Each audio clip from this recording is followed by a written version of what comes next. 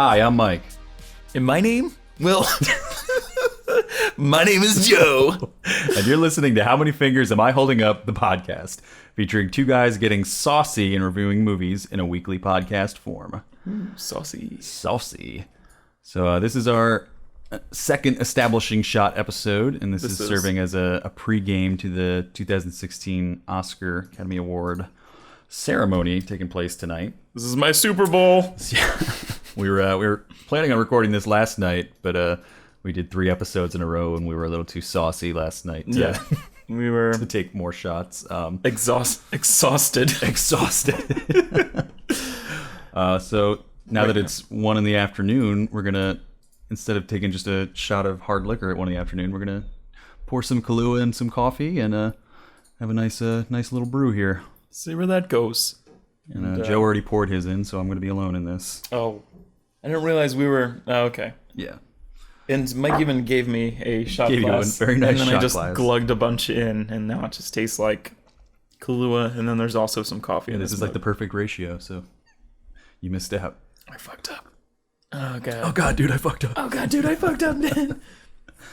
So I think what we're going to do this episode is kind of just run down our top 10 lists for the podcast and for each of our ratings for 2015.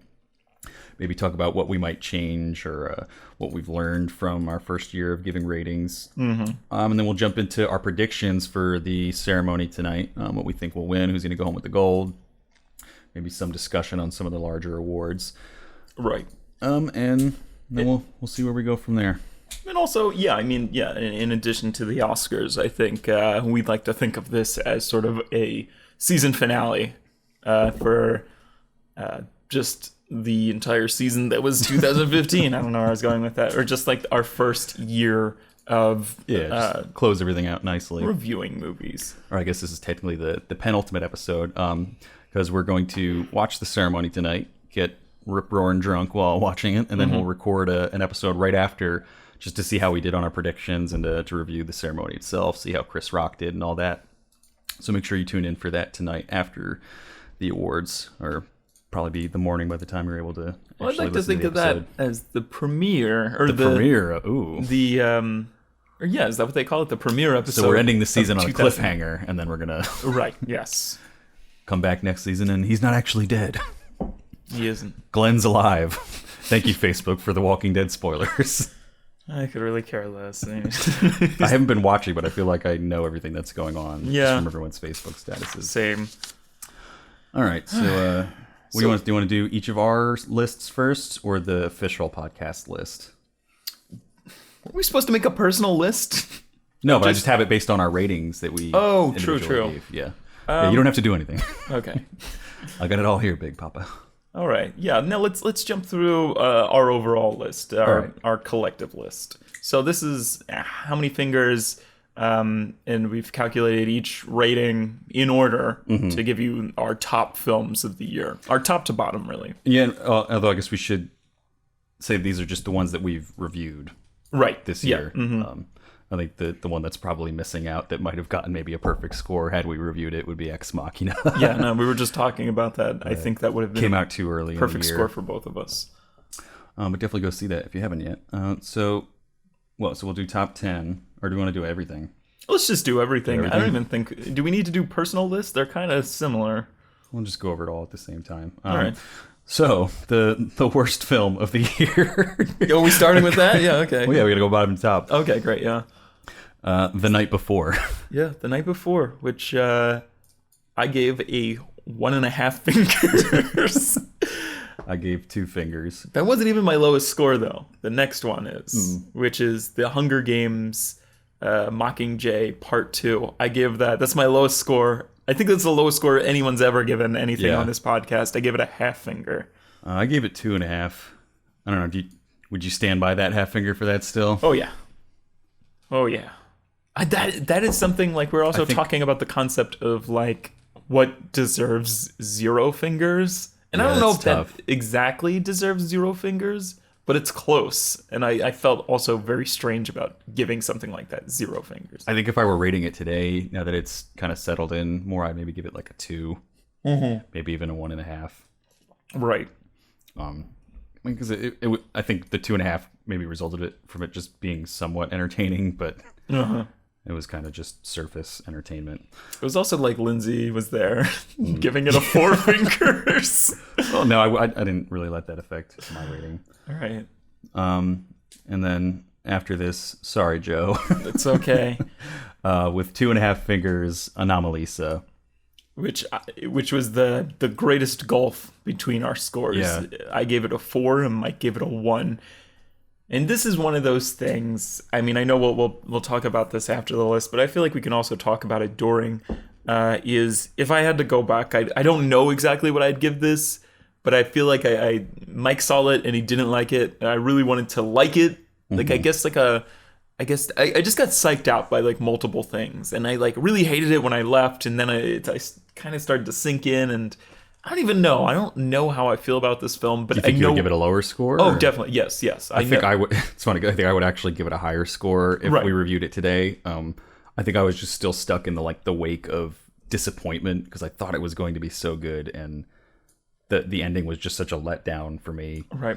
The way everything ends. I feel like you can kind of. Me and Jordan were watching the Spirit Awards last night, and I feel like Charlie Kaufman doesn't even really like the film. Like you can kind of see it in his eyes. Like every time they tried to promote it, like, "Oh, Anomalisa," and he'd just like point the camera over to his table, and he'd just kind of be like looking down, and he'd be like, "There." Like, and did that get nominated for Best Picture? Yes. For the Spirit Awards. Interesting. So like you can tell. I don't know. What I also didn't know is that they used Kickstarter to fund that movie. Anomalisa? Yes. How much did they get? I have no idea, but it was that was the first movie ever like nominated for Best Picture that's used Kickstarter. So like that's how dire their budget was. Spirit Awards darling to fund it with Kickstarter. You can't get more indie than that. I'm kind of sad that I missed out on that. I would have definitely donated to something like that. Yeah, I wonder what the rewards were. Yeah, they're probably cool. So then moving right on up, where are we? The Martian. The Martian, which got 2.5 fingers. Joe, you gave it a 2. I gave it 3.5 fingers. Joe gave it 2. I think I would still stick by 3.5 fingers. I think we rip on The Martian a lot. I do too. But I just think it's out of its league in the Oscars. But I still think it's a good movie. It's entertaining, you know. Well, but I think at this point I almost knew that. Why am I not getting a note? A note from our producer says that the Anomalisa Kickstarter raised $406,000, or $406,237. Wait, what is the number? $406,237. My roommate Jordan just walked over and put a post-it on it. I feel like we're at a real radio show. Yeah, really. Thanks, J-Bear. Thank you, Jordan. Yeah, I think I would stand by my 3.5 for that still. I think we did. I'd love to like listen back at that episode and be like, did we have enough foresight to know that? Because like I feel like my rating might stay the same if I knew it was going to be rated for or like among nominated. Like Best Picture. Yeah. Yeah, I don't know. I don't think it was nominated at the time that we recorded it. But definitely. It was definitely in talks, I remember. Right. And I think I might stick by that. I might do like a 2.5, but like if it's gonna stand next to like Room, like yeah, I'm gonna lowball it. And again, so then the next one, my most my biggest regret in life The Hateful Eight. The Hateful Eight, and I gave that a 3.5 fingers. And I think I should have given that now I don't even know what I wanted. Maybe a 2.5, because I thought it was better. I gave it a 2.5. It ended up coming out to a 3. I think I might, if I reviewed it today, would maybe give it a 3. Right. Now that just kind of some of my disgust with some of the language in it has kind of like settled a little bit. Like there are some very good components to the movie in the way that it's made. Right. I would give it a 3. Yeah, 2. Because now I'm looking at the next one. It's like Bridge of Spies, and that was just such a lackluster movie. I don't know. I think I actually might give Bridge of Spies a 4 if I reviewed that today. What? Really? Yeah, I mean, we didn't really get into it in the review because you were kind of dominating it with like bashing Bridge of Spies, but I really enjoyed it. Like, I think as far as historical, period piece, Cold War type movies, like that's about as good as it gets, I think, in my opinion. And it's not really doing anything extraordinary, but it's just solid on all fronts, I felt like.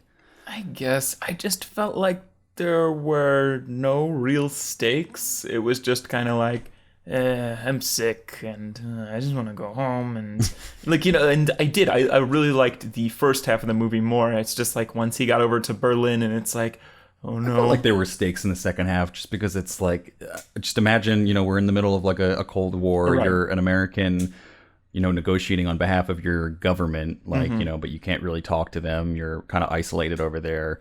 No one's really helping you. You don't speak the language, like, and all that. But I remember feeling, how tense and nerve-wracking the entire thing must have been for him. Like, I didn't want, I just wanted it to be a little more suspenseful. I wanted the stakes to be a little higher. Like, I wanted it, it's not like I wanted it to be like a spy, like, thriller. I didn't want, like, Tom Hanks on the back of a motorcycle with, like, an Uzi or something. And, like, I'm coming to get our boy! But I don't know. The trailer would have like a scene where like the bridge is like opening up like for like a ferry to go through, and Tom Hanks jumps across on a motorcycle. Bridge of Spies. Then we had Brooklyn. Yeah. Which isn't too far off. I think I still stand with my 3.5 finger rating. We really didn't do this that long ago, so it's hard to... Yeah. I think maybe I might, if I had to change it, I would maybe bump it up a half finger, but I'm still kind of satisfied with a 3. And what did that come out to? It was a good movie. It just came out to a 3. Oh, 3, yeah. It was a good movie, just not really my type of movie. It wasn't really as captivating as I would want out of a movie. And then we had Max, the movie about the Air Bud. The Air Bud army dog, and the older brother dies, and Max comes home. The dog that was with him. We should review that. God, that would be a 0. We would just lay that one out. I don't know if I could give it a 0 because I feel like I would be so entertained by how by how like shitty it is. Like if we reviewed if we reviewed like The Room, like we couldn't give that a 0 because it's just so fun how bad it is. No, exactly, and it really starts to work. And a 0 is like when something's so painfully boring and just does not work. Like I was just talking about, I would probably give Wanted or whatever that movie was with Angelina Jolie. I don't know if I could even give that a 0 because I think you have to think of it in terms of like a 5 is like you have literally no complaints, right? Whereas a 0 is you have complaints with every single aspect of the movie. I feel like Wanted would be like a half finger for me, just because there are visual stuff in it that even if it's not what I think is like the most interesting stuff, it is still well done and visually kind of cool, right? And I think this is another interesting thing is I think my ratings are sometimes a little more extreme. Like this year, I did give 2 perfect scores, and then you didn't give any. Mm-hmm. So you almost also have to think of it like if I'm giving 5s, I should probably also be giving 0s. Like, does that make sense? No, because I think it's harder to make a horrible movie, an absolutely dreadful 0 movie, than it is to make a perfect movie in someone's opinion. That makes sense. Yeah. I mean, I would love to give a 0 to something. Right. So we'll keep searching for you. It would be exciting. And I mean, but you've seen 0 movies. I mean, like a 0 rated movie in your life, though. I don't know. I can't think of one. That's what I'm saying, because like on the scale that I'm trying to judge it on, I can't think of anything where I didn't at least appreciate either the way something looked or one person's performance in it as an actor. Like for it to be a 0 in my mind, it's got to be everyone is absolutely dreadful. That is, filmed horribly, the camera shaking, there's mistakes in the editing. Like everything would just have to be actually bad in the movie. I feel like a half finger is the closest I can get. Right. Well, this is the thing, I think for Hunger Games Mockingjay Part 2, that is the closest I've ever come to like, should I give this a 0? Because I was just so, I don't know. I was like so lost and so just not into it, and even people who like that movie are like, everybody in that cast is just kind of like calling it in at that point, and they were just kind of like throwing scenes in there that were just kind of like, this is kind of action adventure-y, and this is like a kind of resolution, and I don't know. Anyway, we're on Mad Max, not Max. Not Max the dog. And you would have to rate Max the dog movie on its own scale too. You know, like scale of action dog movie. Right. Like, how does this like size up to Airbud? Or Airbud 2. World Pup.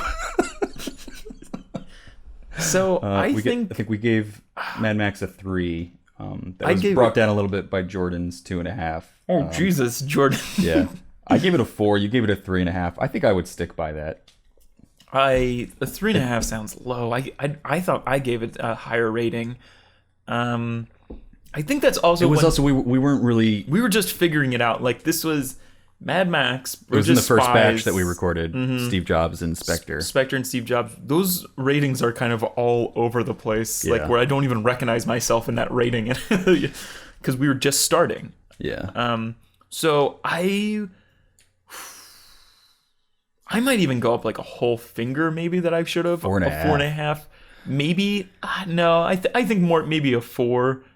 I really like it, and I mean, like, I could see a 4.5, because, I mean, now that I'm looking back on it, there's not too much that I really can complain about. Like, I don't know if I can complain about a full finger worth of I feel like stuff. I feel like it could match up to, like, The Revenant, kind of, you know? Like, which I think should still be at a 4.5. It's definitely one of the most complete films that we've seen, where the acting was good, the writing was good, the music was good, you know, everything was just firing on all cylinders, literally. Above that we have Carol. Joe gave it a 3. I gave it a 4. Came out to 3.5. I'd probably stick with a 3. I might even go lower, but I don't know. I would consider maybe going to a 4.5, just because the more that one's settled in, I think it's in maybe like possibly my top 5, maybe in like the 5 spot of the year, just personally. Definitely in the top 10. But I mean, 4 is not a bad representation either. All right. This one I feel like we might groan a little bit at. Spectre. You gave it a 3.5. I gave it a 4. Came out to 3.5 fingers. I think I definitely went way too high on that one. That was literally the first review that we ever did, released, but also the first one we recorded too. Right. And we hadn't really planned out our ratings in advance, because we never do. So it was just kind of on the spot. We don't do anything in advance, and it was just, we really were thrown into that one. And we had literally seen it that day too. Yeah, we just came back from it. We're pretty hype. I would go down to maybe a 3. But again, I was also rating it on its own scale. Like, obviously, Spectre's not going to be at the Oscars. Yeah, but it is just different now, because you know, even though we were kind of rating on its own scale, it's being placed on our list, you know, on the same scale as everything else. Yeah. So like, this shows up as number 7. Number 7. Yeah, number 7 on our like top 10 list. So I think that's definitely a little bit higher than deserved. I would probably go to a 3. Yeah, a 3 maybe is even fair. a 2.5. I think I would have to go with 3, just because I thought it was a little better than average, and I enjoyed it as a movie. I was, you know, entertained. Or like Casino Royale, I would have gave like a 4.5 and been okay with that. Even I could almost give Casino Royale a 5. Yeah, I love that movie so much. Same. And like, to have it like stand at the top, it wouldn't look that weird amongst like Oscar films. But this is Spectre. This high on the list. Skyfall, I could give a 4 or a 4.5, maybe. I was kind of indifferent about that movie. And then we had Steve Jobs, which we as a collective gave a 4. And we each gave a 4. Yeah, we each gave a 4 individually. I'd stand by that. I still think that was I had enough time to think about Steve Jobs, I think. I'm sad that's weird not seeing as much Steve Jobs at the we're not seeing enough Steve Jobs at Oscar. Yeah. I would really love for Michael Fassbender to take the Oscar tonight. We'll get into that more. There's a possibility that Kate Winslet will walk away with an Oscar tonight. It's kind of between her and Alicia Vikander. for the Danish girl. She's like a real, which is like just funny because she's like a half of a finger, like why I didn't make this movie like a Kate 4.5. Yeah, it's Kate Winslet's like confusing accents.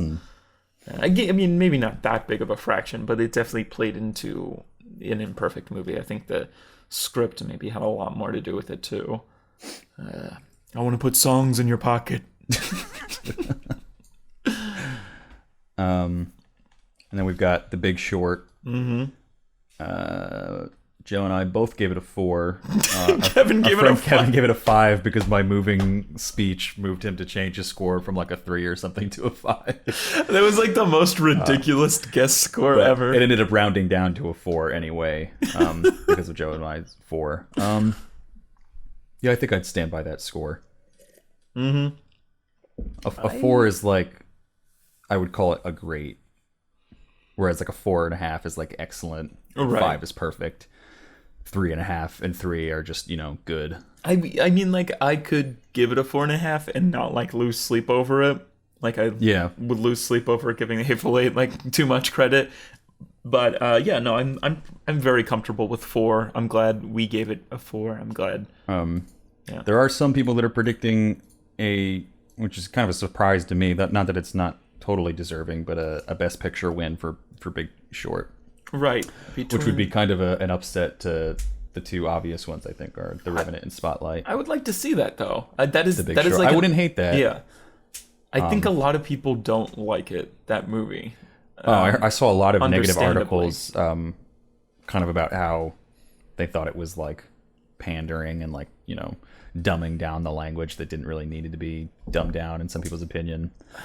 I don't know. I needed it dumbed down. Yeah, no, I think Paul posted something on my wall that was like, they just explain the same thing over and over again. And I was like, well, not really. Not really. Like, I learned that is like the most, like, I learned that is. And yeah, they did, but that was the point of the movie, was that this really crappy thing happened in real life and no one really paid attention to it. No one understood people didn't really understand it. Right. And so yeah, it is intentionally doing that, but it knows it's doing that, and it almost makes fun of itself for doing that, It's also the entire purpose of the film. The entire purpose, like, for once, it's not like, this is a movie about these characters that did this thing, even though it is, but at the end of the day and through the entire narrative, they're like less worried about like following these characters and more like, they'll cut away to, a celebrity like Selena Gomez and be like, no, just please like make sure that you're following along, because this is important and it affects everybody that's watching this movie. If Big Short wins, then I think Bernie Sanders gets the nomination. Yes, yeah, not that anybody in the Academy needs. Yeah. Bernie Sanders. And then above that, we have The Revenant. Joe and I both gave it 4.5, and our guest at the time, Jordan, gave it 4.5, so came out to an even 4.5 fingers. Yeah, a solid 4.5. I would absolutely stand by that rating still. I would too.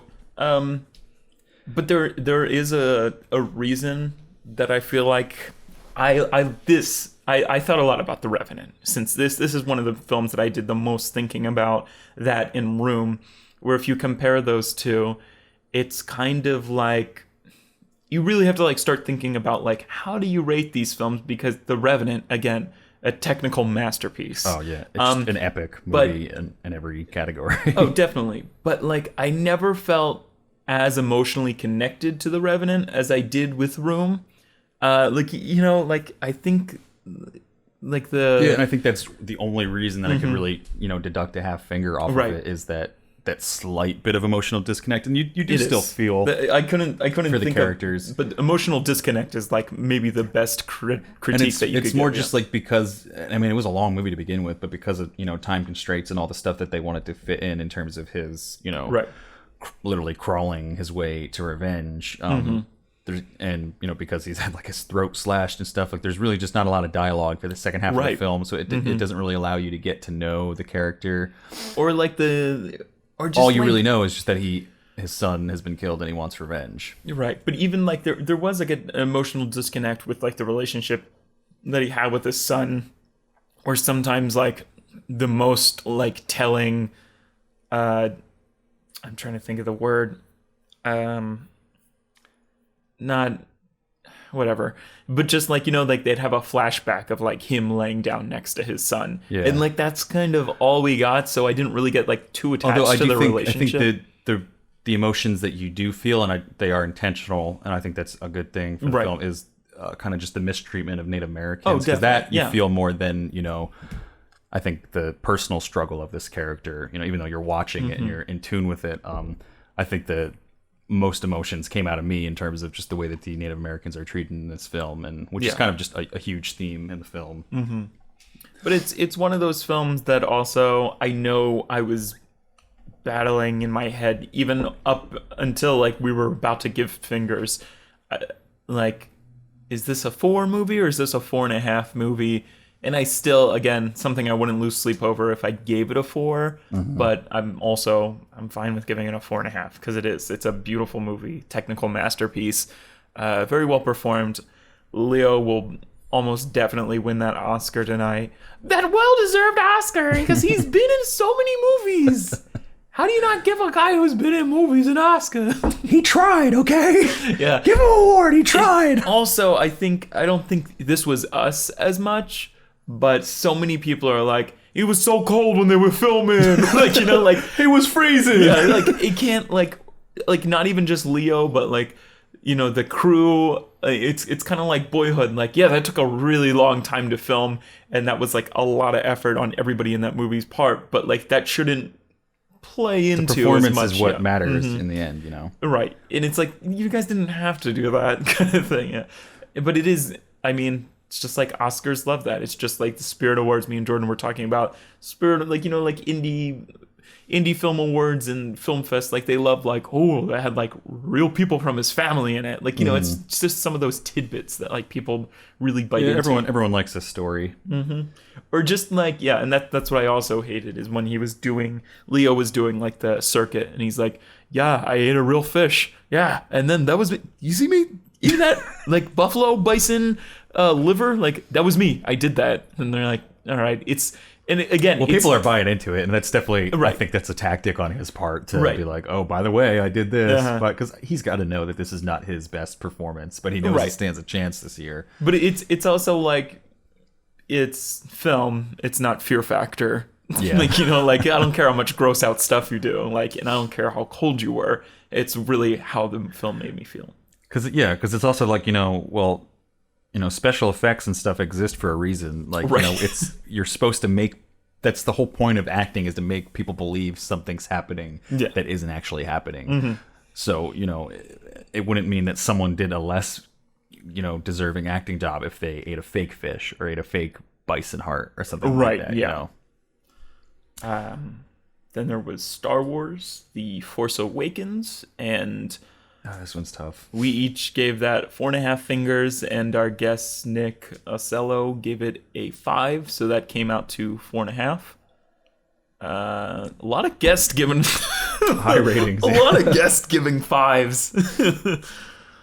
The guests gave more 5s than I did. Yeah, no. And just as many as you did. Nick and Kevin gave more 5s on this podcast than the host did. See, this one's tough for me because I've had time to let it settle in, but I also went to see this movie 3 times because I enjoyed it that much. Right. And it's tough because I can see the flaws in it. I know there are some serious flaws in it as a movie. Oh, definitely. But there's also so much that's so cool and good and awesome and exciting about it that I almost just don't care. I know. And like, I don't care that some of the 3D is a little corny. I don't care that like the acting is not like the greatest throughout it, you know, on every single level. But I think it's something I didn't want to admit at first, but oh my gosh, what is the girl's character's name? Finn. No. Ray. Oh, Finn. No, but Ray, I don't know. Traitor. I didn't, or what did people have been referring to her as, like, what is it, like a Mary Lou or Sally? It's some sort of like writing term where it's like everything goes right for her, and she doesn't really have any. There's no weight to, like, there's no real consequences for her, kind of thing. And I mean, it is, a lot of people view it as like kind of like lazy writing wise. And I remember a lot of people telling me. I think it has more to do with it being kind of a delayed thing where we know that in the next two movies there's going to be more about her story than it was intentionally withheld. I think some of the struggles that she's probably gone through. Right, but like, I mean, everything came very easy to her. She never exactly got her ass kicked or anything. It was just kind of like, I'm gonna fly the Millennium Falcon like at like unique precision like through. It's just done better than any character there's ever been in Star Wars, and she doesn't even really have any character flaws that are just kind of like. And again, they're trying to keep a secret because they have a trilogy set up and it's a franchise. It's a fucking conglomerate. But what's that called? Again, I like to stick to like every movie should stand on its own kind of thing. Yeah. And so there is that. But I love this movie so much, I just want to keep it at like a 4.5. Yeah, I mean, I think if you were holding a gun to my head and being like, Mike, stop being a little 12-year-old boy about it and give it an honest rating as someone who wants to be an actual like film critic involved in Hollywood, I think I would have to probably bump it down to at least a 4, if not a 3.5. Wow, really? Yeah. See, I would again like I think there's some amazing, some of the best cinematic just moments that just remind me of like all that was good with like Hollywood for the past like 2 decades of just action movies and whatnot and sci-fi. But there are just some I think, I don't know if glaring is the right word because they don't completely hurt the film. All right. I think I would probably go with a 4 just because I think the things that do work so well and work better than some films have been able to accomplish in a very long time. Right. And and I think you definitely have an advantage of seeing it more than once, because like I still literally like, how do you really separate this film and this event from the experience? Right. Yeah. It's different though, because I mean, seeing it 3 times, there's some things that I saw more of and was like, oh, that's not really as great as I thought it was the first time.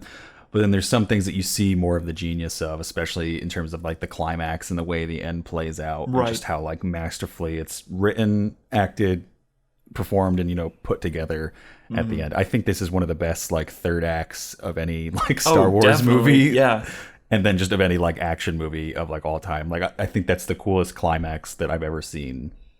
Oh right, yeah. No, it was. Apart from maybe like Duel of the Fates from Phantom Menace. Right. Yeah.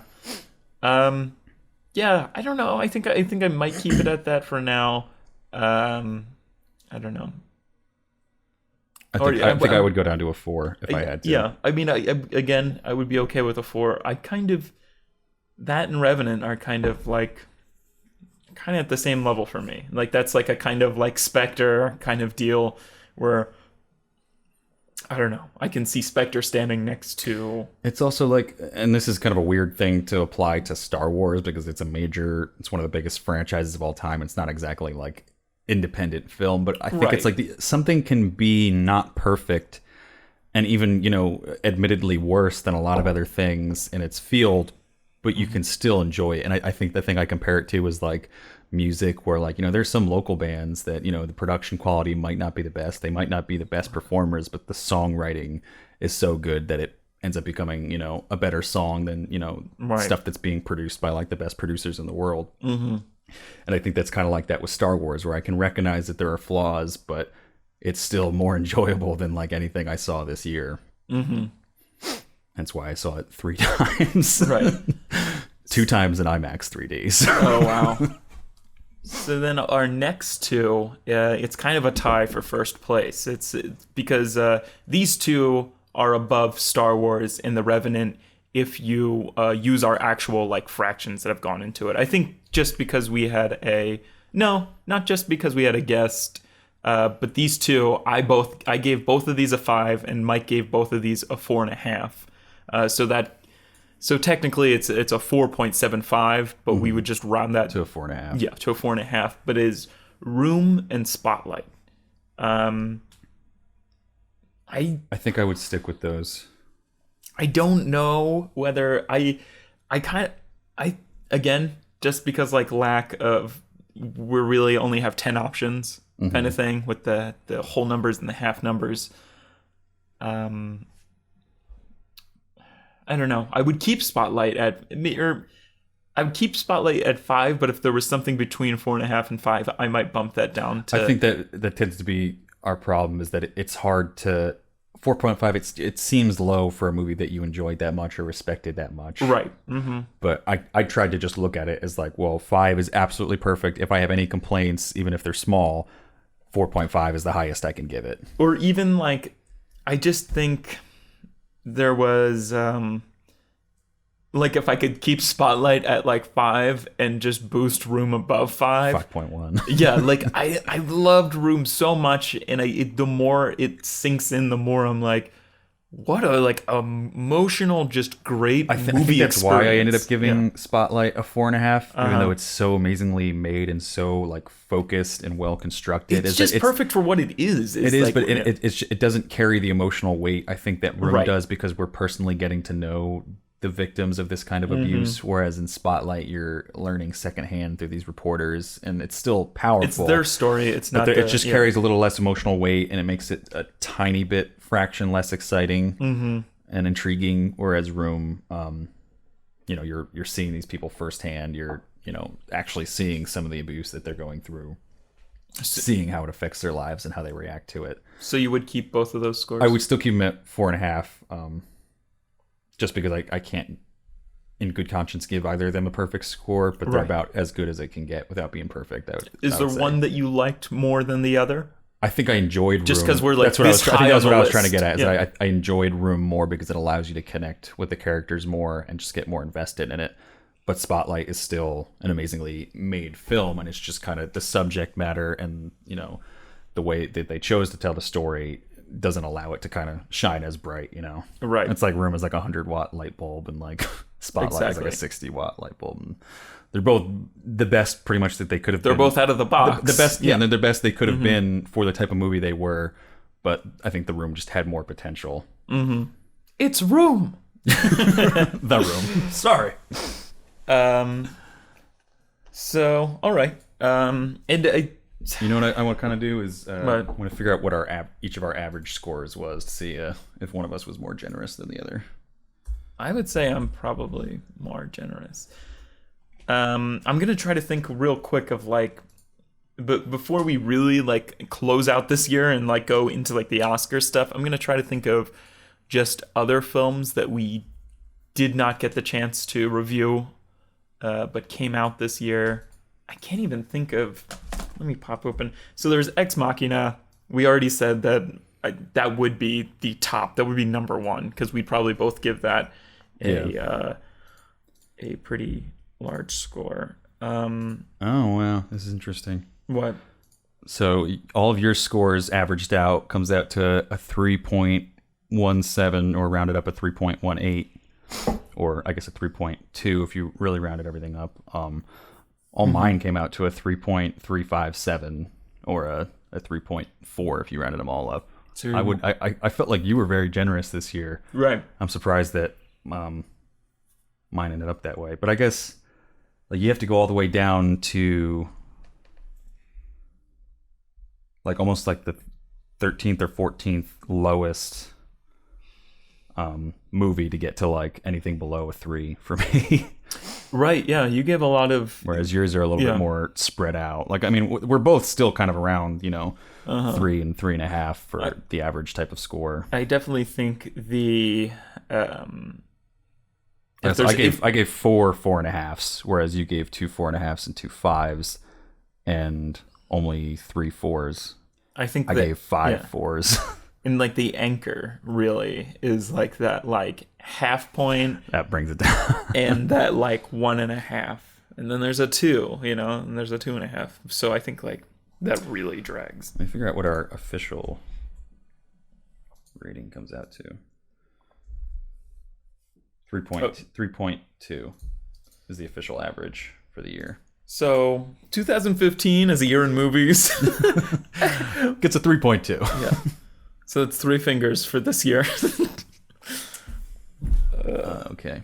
All right. So good year. Are there any other movies besides Ex Machina that you can think of that we didn't? I mean, we reviewed it. It's technically considered a 2015 film. I think we're finding out now because of when it was released. It got a major release in 2016, but I would obviously put The Witch definitely up there very high. I'm trying to think what else. I feel like most of the stuff I saw was for the podcast. Same. I was going to the movie like every week for this podcast. Gosh, I don't even. And I saw Star Wars 3 times. We better start getting some more viewers and some. I don't even want to think about how much money I've spent on movies this year. Yeah. Yeah, you got to get those. You got to find a rewards card for that theater down there. Yeah. I keep getting.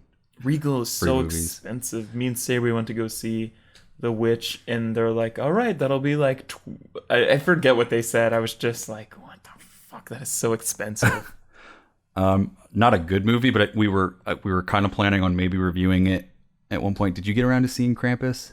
I didn't. I saw Krampus because we were considering reviewing it, and then we ended up changing our mind and switching the schedule around.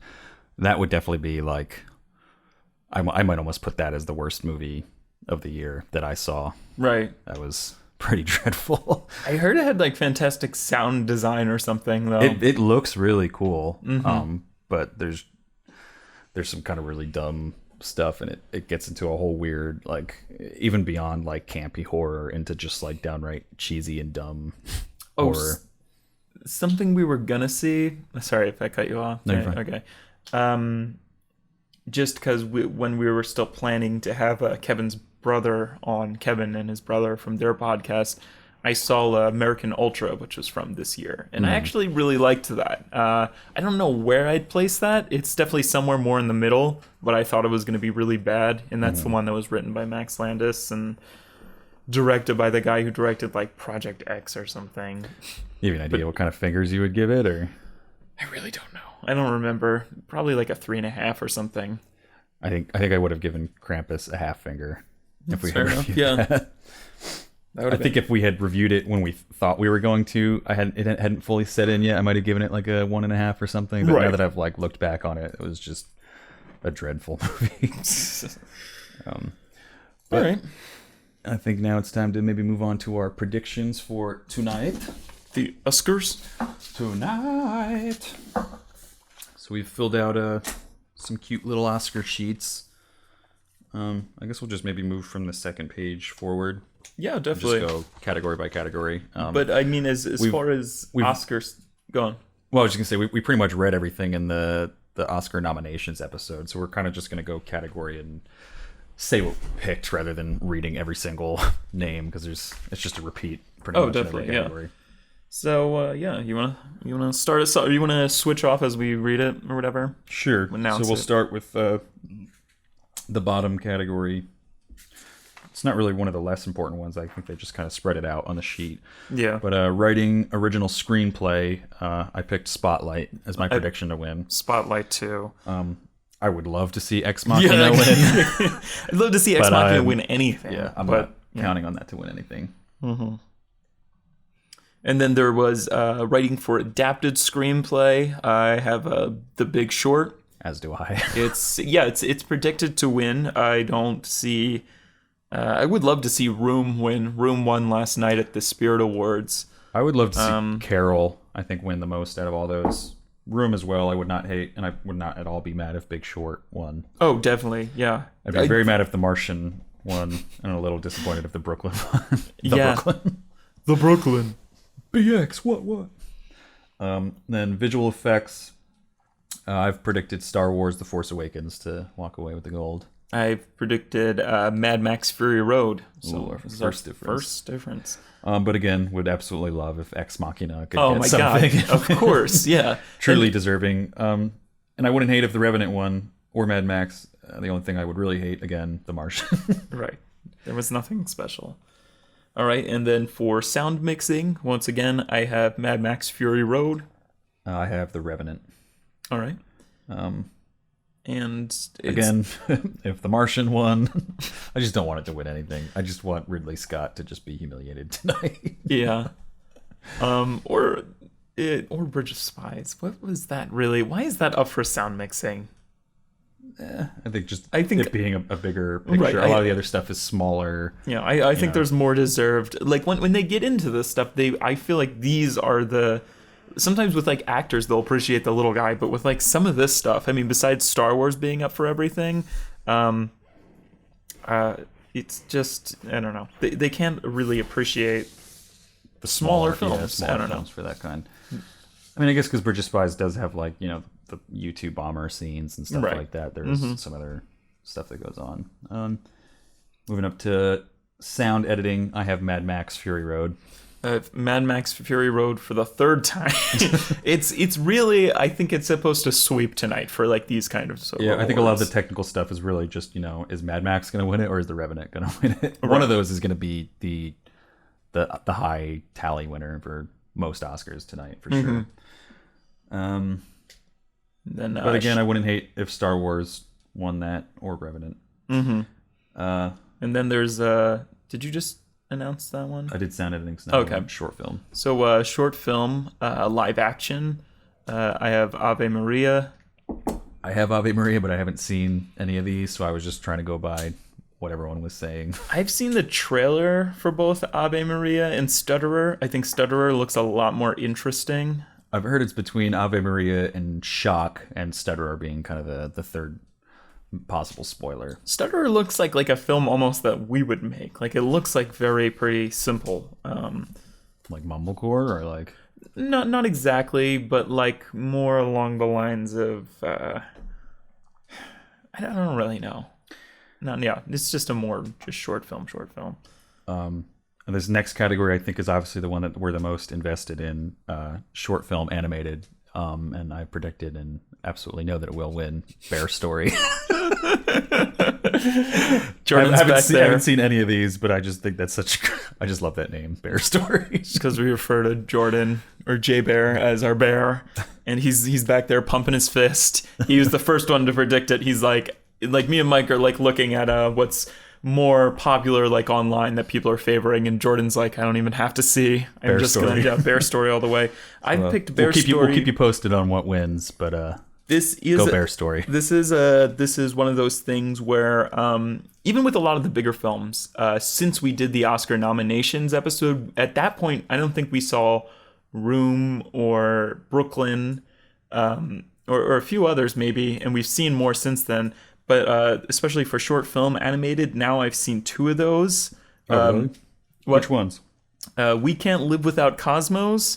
I believe you can find it on YouTube. It's a very emotional story about loss. I think it's an animated film. It looks like an animated New Yorker cartoon. Really? Yeah, and it's done by somebody, I think, who does the cartoons for the New Yorker, and it's very well done. It's about two astronauts. It's completely no words for like 15 minutes, just kind of like sound effects and like kind of like emotions. Like, it's very well animated, and it's about like two astronauts preparing to go out into space. And really, it's We Can't Live Without the Cosmos. It's more of a like, you can't, like, how do you live without a friend after you've lost somebody? Which one is, because there's always a Disney or a Pixar short before one of their movies. I'm trying to think which one in this category is that one, because those also stand a good chance just because more people have seen them. I feel like Bear Story. No, I don't know. I think I heard it was Sanjay's Super Team. Oh, okay. Let me look it up. But also, while he's looking that up, check out We Can't Live Without the Cosmos on YouTube. But if there's any new recommendation that I'm going to make, please check out World of Tomorrow on Netflix. It is like 15-16 minutes long. You will not regret it. It is mind-blowing. It is like, I can't even describe. It's basically like a cartoonist or something essentially interviewed his like 3 or 4-year-old daughter, and she basically like voice acts in it, and then he turns it into this plot where he has like this computer talking to it, and it's very time traveling, and it's about the end of existence and everything, and it's people going back to like request this girl's memory. It's very, very well done. Mm-hmm. Probably one of the best animated short films I've seen ever. So definitely check that out. It's on Netflix. It's called The World of Tomorrow, or just World of Tomorrow. I feel like it could be Bear Story as the Disney one that looks like cartoony enough, or it could be Sanjay's Super Team, because that definitely has. Yeah, that has more of like not the Pixar, but the Disney 3D animation style. There's just those like huge heads with the huge eyes.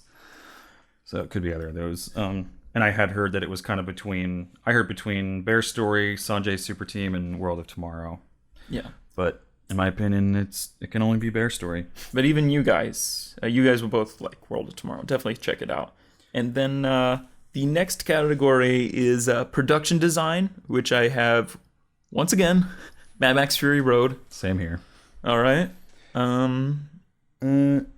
Yeah, it's really just kind of the same story throughout. You could give it to The Revenant, or you could give it to Mad Max. I don't really see Danish Girl, Bridge of Spies, or The Martian really standing a chance in this category. And then music, original song. Again, our heart is still broken by the biggest snuff of the Oscars not having "See You Again" for our boy Paul Walker. Rest in peace. So what I have winning for this one is Wiz Khalifa, "See You Again," featuring Charlie Puth. God damn it, they really missed out on something here. I know we already win. I just want to see them perform it tonight. I want to see like a huge mural. Peter of, will be in like tears when that happen. Fuck. What? But because even the Golden Globes had it. They had the performance, didn't they? Yeah. I didn't even watch them, but I knew. I have "Till It Happens to You" from The Hunting Ground, the Lady Gaga song. Same. I would think probably the only potential upsets are maybe Writings on the Wall, or maybe Earned It, 50 Shades of Grey, which that will still be kind of cool to see The Weeknd at the Oscars. Oh, definitely. Remember when he was just like we were listening to him in like Bloomfield, and he was just like nobody even knew who he was, and he was very, very underground. Yeah, now we see him like everywhere at the Oscars. Yeah. He went 0 to 100 real quick. No, I think like I don't even know what. Oh, okay, yeah, I guess Writings on the Wall. I hated Writings on the Wall. Yeah, but it is a James Bond one, and people have heard it. Yeah.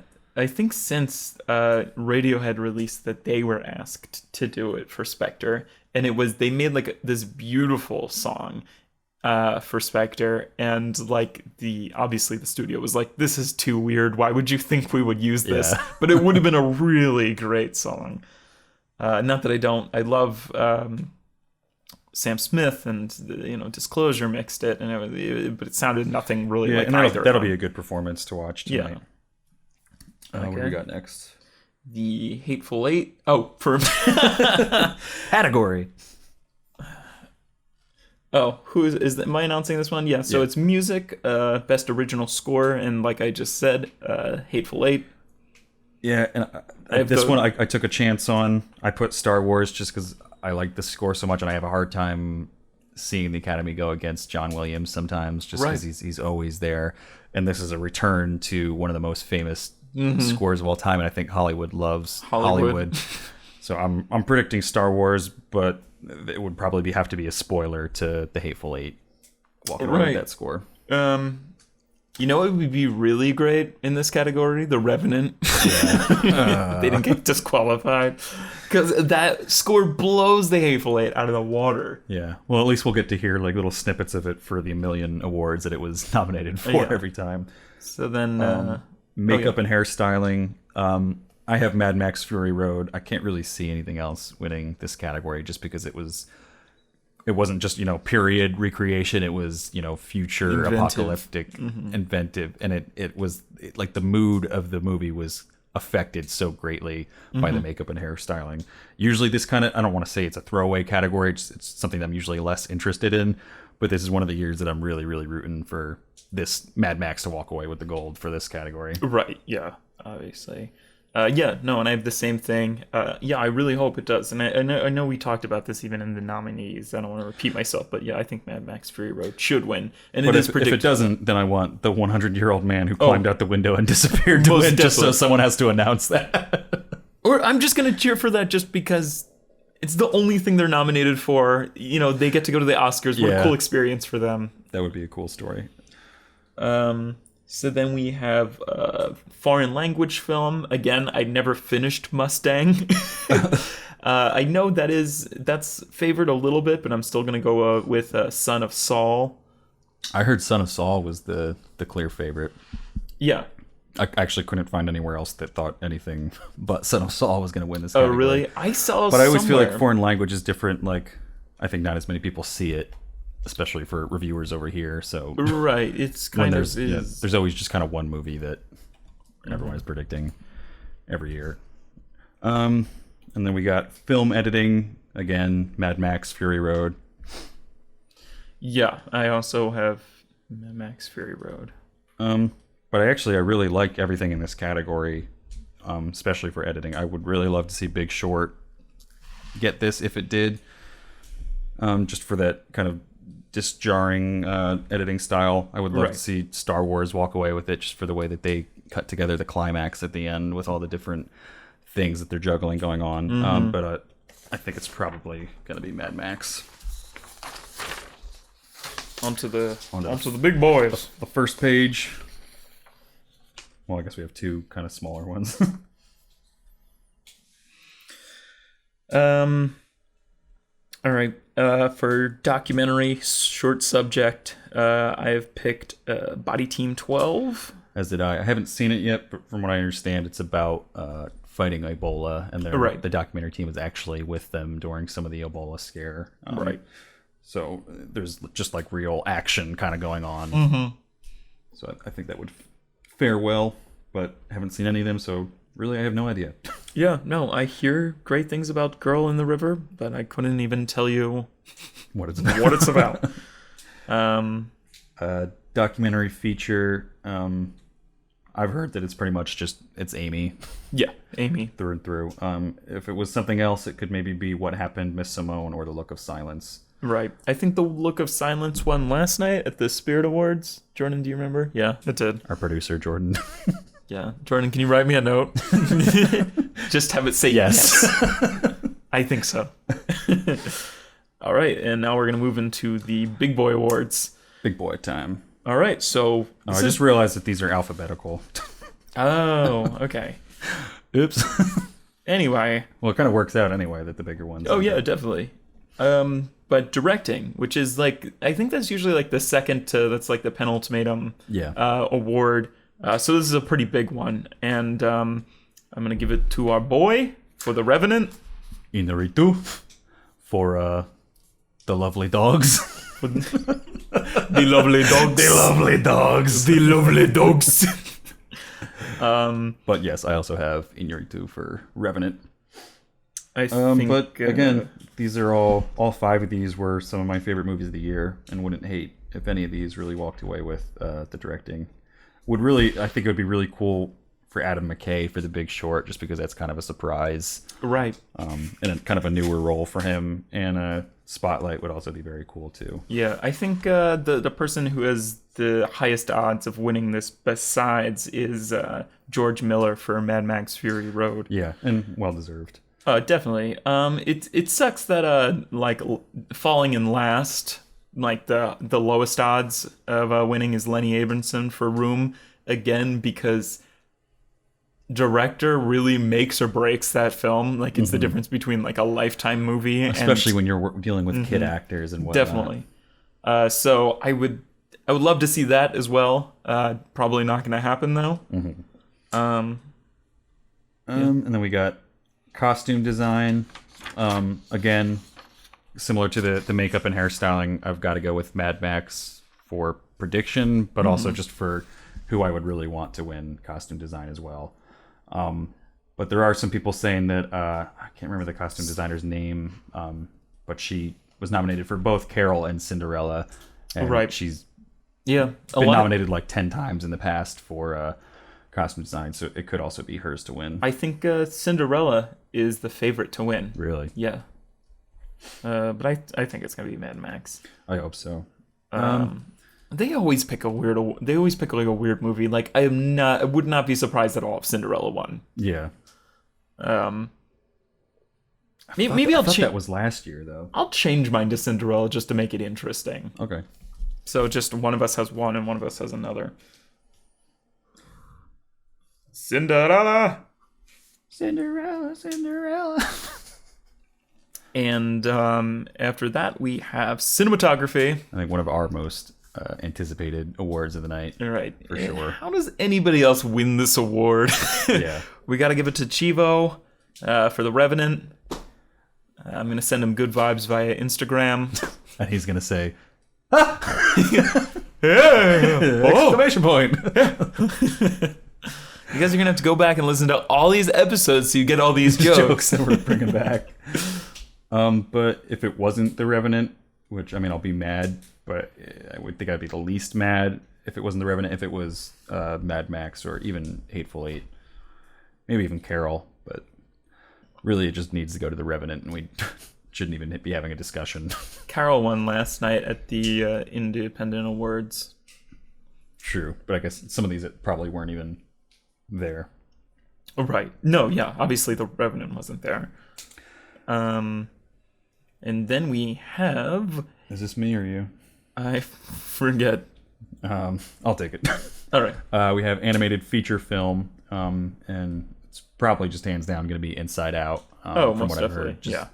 Haven't seen it yet, but supposedly it's one of the best Pixar movies in a long time. Kind of a return to their what used to be perennial excellence in the category. So it's probably going to go to Inside Out. Definitely, I think not a very close second, but Anomalisa is the second, and then everything else just kind of falls and very not great. If it wasn't one of those two, it could probably be When Marnie Was There, just being a Studio Ghibli movie. Mm-hmm. But yeah. All right, yeah. So I also have Inside Out. Now the real big boys. No, the big boys. These I don't think we're going to have anything different on. No. We'll find out, but these all pretty much seem to be in the bag at this point. I think when we were watching the Spirit Awards last night, me and Mike were like cracking up at like this. They would show the same commercial for the Oscars over and over again, and the big drawl is like, the most unpredictable award show. And it's like, no, actually, this is one of the most, like, everybody knows what's going to happen. Yep. I can guarantee you most of what me and Mike are saying right now is going to happen. Mm-hmm. So actress, we'll eat our words if not, but yeah, I mean, I'll happily eat my words for some of these. Oh my gosh, definitely. These are not what I want to win. I would love to be wrong. Yeah. Yeah, and I mean, this is really how this all came about. Is I mean, me and Mike do this every year where we fill out our things, and we are very, very rarely wrong, just because it is such a discussed. It's the last award ceremony of the season, so you've got the benefit of hindsight and being able to look back at all the awards that have already been awarded. Right. And there's so many trends that go on that it becomes easy to just use statistics and say, well, this is more likely to win this year. Definitely. So actress in a supporting role, and it is Alicia Vikander. Is that how Vikander? I can't imagine. Or Vikander, I'm not sure. Yeah. For the Danish Girl. Still have not seen that film. I have no... Haven't seen it, but that's who I'm predicting as well. Right. If I had to pick someone that I wanted to win, absolutely Rooney Mara, yeah. Who I can't believe that... I mean, I guess I can believe, like, that movie didn't seem entirely favored by... I'm not really sure why that's being picked over. Alicia is being picked over Rooney. I think it has to do with her being in two really good performances this year. She was in Ex Machina as well, which didn't get the nomination just because The Danish Girl is more of an Oscar-type movie, I feel like, because of the subject content. Right. So I think people voting for her are kind of, even though they shouldn't, are kind of voting for two roles at the same time. Right. Just kind of saying, this was your year. You had a really great year in film. She did. And we'll reward you. Yeah, and again, I would not mind at all if she was up for like Ex Machina. Mm-hmm. Yeah, I mean that goes for every single category. I think Jordan made an extra box for every category and just put Ex Machina. And like the other actresses in here, like Rooney Mara, she's been up here before. It's not like a huge deal if she loses this. Kate Winslet obviously been up here many times before. I think the only one that I might feel a little bad for maybe is Rachel McAdams, just because she's, I think, finally starting to come into her own as a very serious and respected dramatic actress, and has a great role in Spotlight this year, but kind of shadowed by some of the other roles this year. So then we've got actor in a supporting role. Big eye roll, but it's pretty much in the bag as Sylvester Stallone for Creed. Right. He's really been. It's Hollywood loving Hollywood. Right. Hollywood loving one of its, most beloved franchises. And it's just the storyline too of I think it's been 39 years since he last won an Oscar. Right. So just to kind of put him up there and have him accept something, I think people are just thinking of that as a cool storyline and something that's just makes you feel good. I would definitely. But I would really love to see Tom Hardy or Christian Bale or Mark Ruffalo or Mark Rylance or anyone but Sylvester Stallone win this award. I think most of all, I mean, I would personally give it to Mark Ruffalo, I think. I think what I've heard is the possible upset is probably Mark Rylance for Bridge of Spies. Yes, I have heard that too. But I think Tom Hardy is probably the most deserving, in my opinion.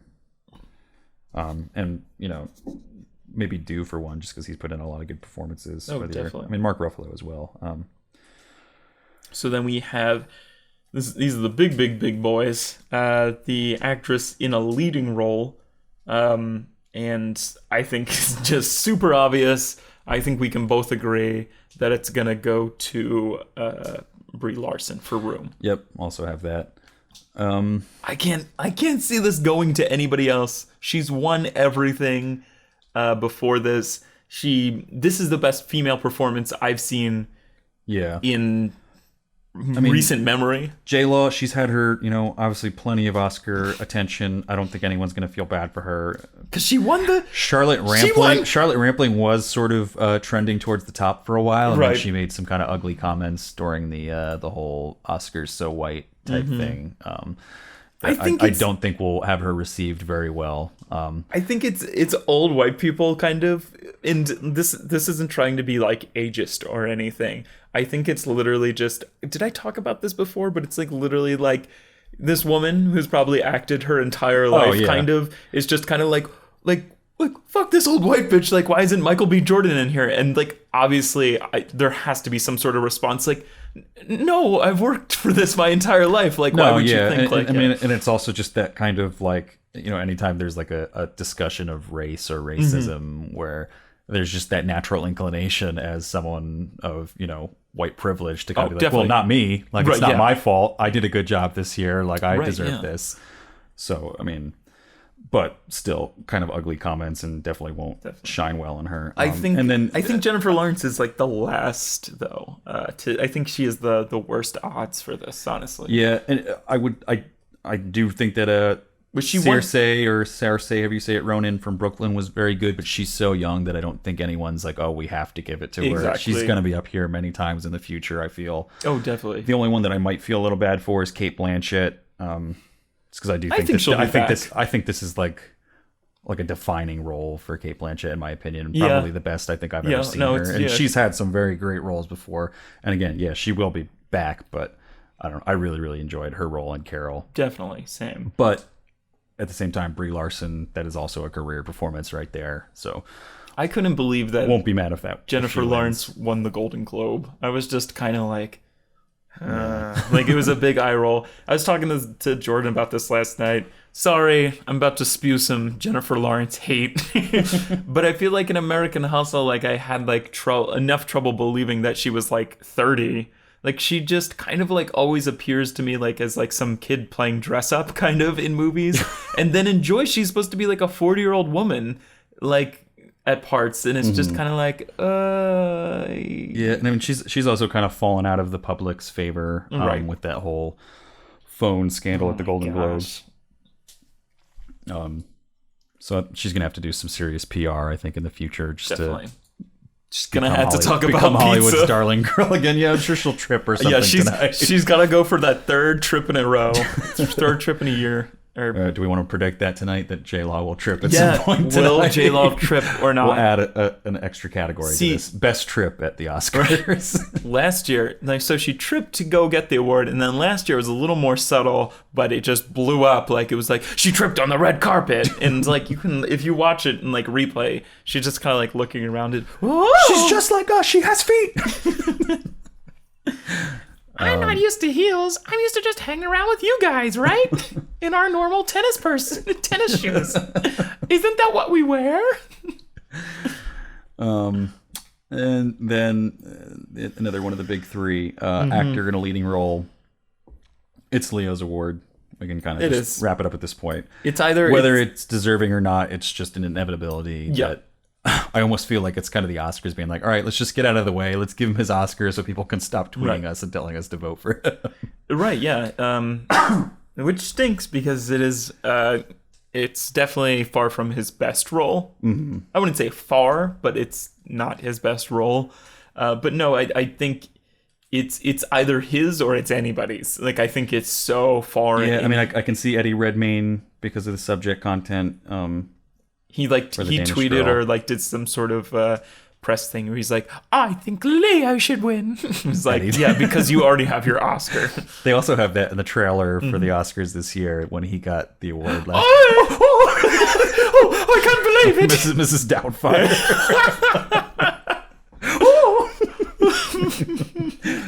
How could I ever play a woman? Hello. I keep remembering I'm not in the colony.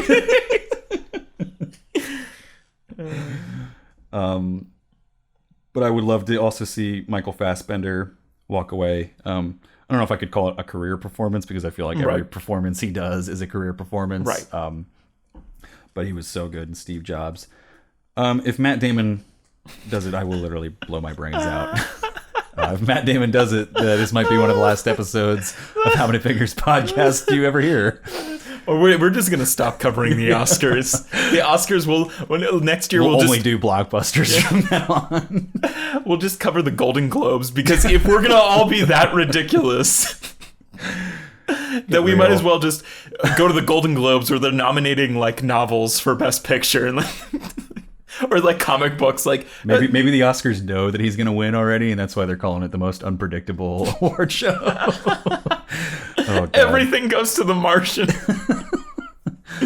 And then Bryan Cranston, wouldn't hate it just because I like him as a person, but I haven't seen Trumbo, and it didn't really get a lot of play elsewhere. I think Hollywood just likes Bryan Cranston. Yeah, he's just a likable guy, and again, it's about Hollywood. Hollywood loves Hollywood. Although this is maybe not as positive a light as stuff like Argo and stuff has been about Hollywood. Right. And then the Big Mamba Jamba. The big boy. Which is Best Picture.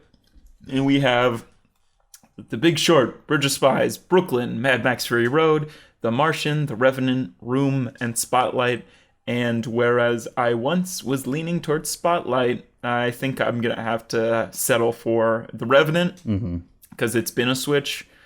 It's been a switcheroo. I feel like The Revenant was kind of last year's Birdman. Yeah. If that makes sense. Whereas... I see it playing out similarly to last year where Iñárritu wins director. Right. Revenant wins Best Picture. And but different Lubeski wins cinematography. Yeah, but different because now they have actor too. Yeah, that's true. And what's his name didn't win Best Actor last year. It was me? Eddie Redmayne? What a great honor! I wonder if the Queen's watching. I actually really loved him last year, though, in Theory of Everything. So I still didn't see it. You should. That wasn't was one of my appealing. favorites of last year. But you have Revenant? I have The Revenant as well. But if it's not The Revenant, it's probably Spotlight. And if it's not Spotlight, it's possibly Big Short. I don't think anything else. Bridge of Spies, absolutely not. Brooklyn, absolutely not. It could. I think the only other possibility is maybe Mad Max Fury Road. And Room, I think. But I think I don't know if I've seen enough buzz about Room. Right. What did Room win last night at Spirits? No, Spotlight did. Spotlight did. Yeah, so it's probably. And that's the other thing is like a lot of people are projecting The Revenant, but Spotlight won the PAG, the Producers Award Guild. I believe so. And that's usually a good predictor of. So this, I don't know, this one is a little. I wouldn't be surprised if Spotlight wins, but it's like 51-49 where I'm leaning The Revenant. Same. I'll probably be happier if Spotlight wins, but I won't hate The Revenant winning just because it is such a complete film.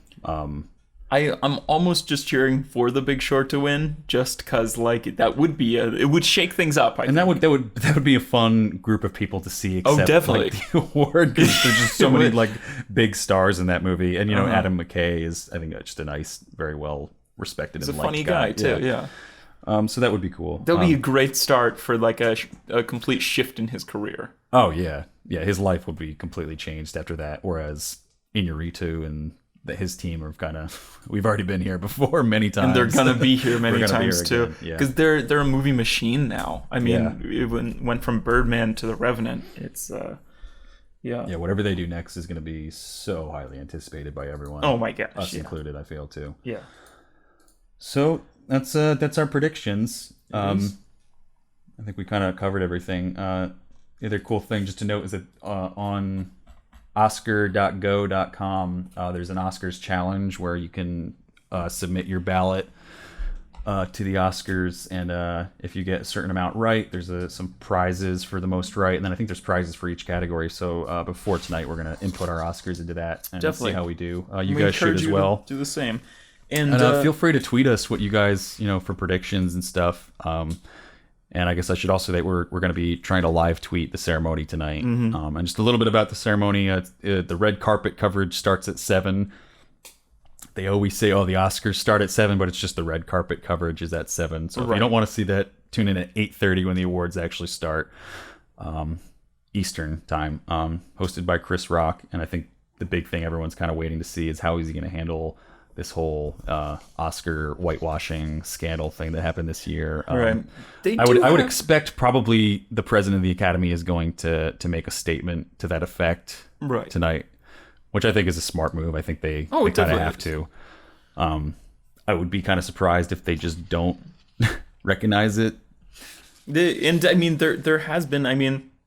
They made, the president of the Academy, who is a black woman. Sure, I think we should talk about that because that came forth and made a statement about that too. Just that they are going to rework the voting process and whatnot to make it more fair. The people who are in the Oscars, I think the also you can see the rippling sort of effect in film festivals like Sundance's Birth of a Nation, which is primarily just black cast. Has something to do with slavery. I should have done a little more research. But studios were literally attacking each other over, this was the highest bid on film, I think, in either Sundance or just, I think it's more just all film fest history is this is the most paid for because it's kind of a sure thing for I think after this year is kind of like it's a sure thing for Best Picture.